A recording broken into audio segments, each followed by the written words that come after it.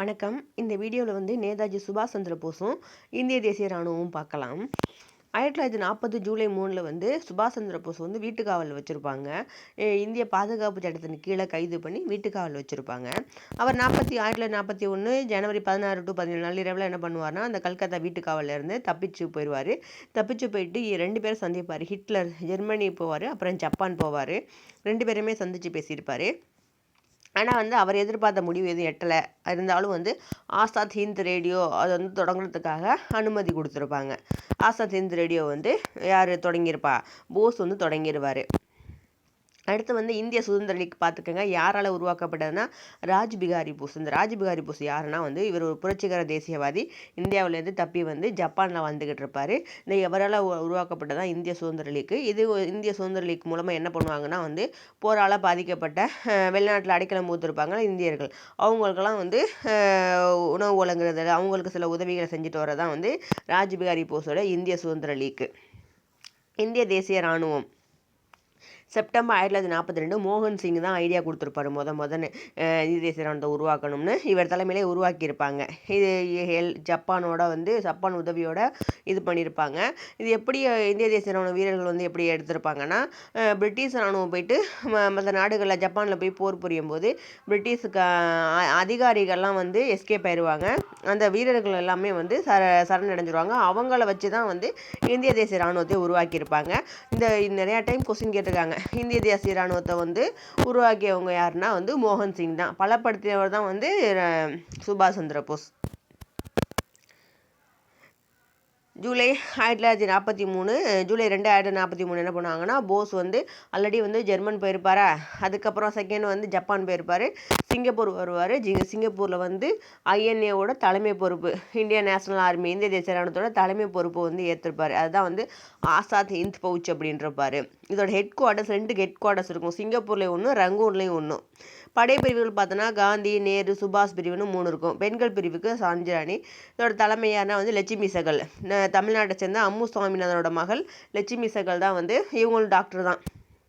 இந்த பெண்கள் பிரிவுக்கு வந்து தலைமை ஏற்றிருப்பார். அந்த நேம் வந்து சாஞ்சிராணி. சரிங்களா? அடுத்து வந்து 1943 அக்டோபர் 21 என்ன பண்ணுவார்னா வந்து சுதந்திர இந்தியாவின் தற்காலிக அரசன் சிங்கப்பூரில் வந்து நிறுவியிருப்பார்.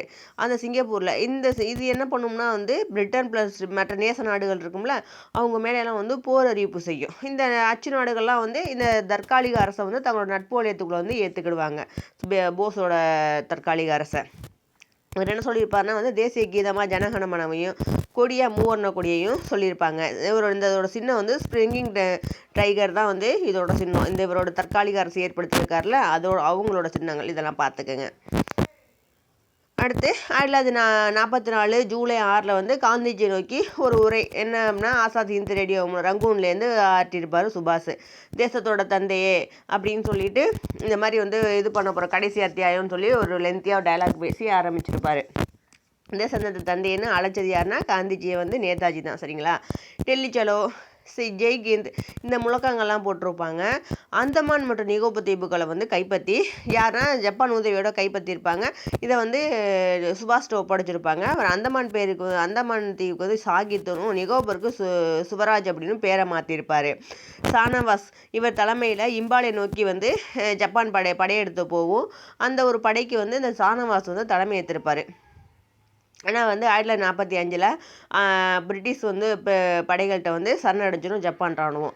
நவம்பர் 12 1945 வந்து ஐஎன்ஏ டேயாக செலிப்ரேட் பண்ணியிருக்காங்க. அப்போ இந்திய தேசிய இராணுவம் இப்போ வந்து என்னாச்சு, இது பிரிட்டிஷ் படையிட்ட சரணடைஞ்சாச்சு. சரிங்களா? இவர் என்ன பண்ணியிருப்பார்னா வந்து சுபாஷ் சந்திர போஸ் தப்பி ஓடும்போது வந்து இறந்துட்டாரு அப்படிங்கிறத நம்பப்படுது அப்படின்னு போட்டிருக்காங்க. அதுக்காக சில கமிட்டிஸ்லாம் அமைச்சிருப்பாங்க. பிகிஸ் கமிட்டி, சாவனாபாஸ் கமிட்டி, இந்த மாதிரி கமிட்டியெல்லாம் அமைச்சிருப்பாங்க. அது பார்த்துக்கோங்க. இந்திய தேசிய இராணுவம் மீதான விசாரணை 1946 நடக்கும். எங்கன்னா டெல்லி செங்கோட்டை விசாரணைன்னு சொல்லியிருப்பாங்க. ஐஎன்ஏ சார்பில் இந்த தேசிய இராணுவம் அந்த வீரர்கள் சார்பில் வந்து நேரு வந்து ஆஜராயிருப்பார். யாரெல்லாம் இருப்பாங்கன்னா சானவாஸ் கான், ஷானவாஸ் கான், பி.கே. ஷெகலு, ஜி.எஸ். தில்லான் இவங்கள மட்டும் செலக்ட் பண்ணி விசாரணை பண்ணுவாங்க. விசாரணை பண்ணோடனே வந்து எதிர்வினை என்ன ஆகும்னா வந்து இந்திய தேசிய வாரம் வந்து கடைபிடிச்சிருப்பாங்க. இதாவது முஸ்லீம் லீக்கு, சிரோமணி அகாலிதளம், இந்து மகாசபை இவங்கெல்லாம் வந்து அந்த வெள்ளையனே வெளியேறு இயக்கத்துலேருந்து அந்த ஆரம்பிக்கும் போதே ஒதுங்கியிருப்பாங்க. ஆனால் இந்த இடத்துல பார்த்திங்கன்னா எல்லாமே வந்து ஜாயிண்ட் அடித்து எதிர்ப்பு கூட்டம் எல்லாத்துலேயுமே கலந்துக்கிடுவாங்க. ஃபுல்லாகவே வந்து நாடு ஃபுல்லாகவே இதை பற்றி பேசியிருப்பாங்க. இவங்க விசாரணை குறித்து பேசியிருப்பாங்க. இவங்க குற்றம் உறுதி பண்ணாலும் இவங்களை வந்து முப்படைகளோட தலைமை தளபதி வந்து 1946 ஜனவரி 6 வந்து விடுதலை பண்ணியிருப்பாங்க. ஷானவாஸ் கான், பி.கே. ஷெகலு, ஜி.எஸ். தில்லான் பார்த்துக்கோங்க. அவ்வளோதான் ஃப்ரெண்ட்ஸ், இந்திய தேசிய ராணுவம். தேங்க்யூ.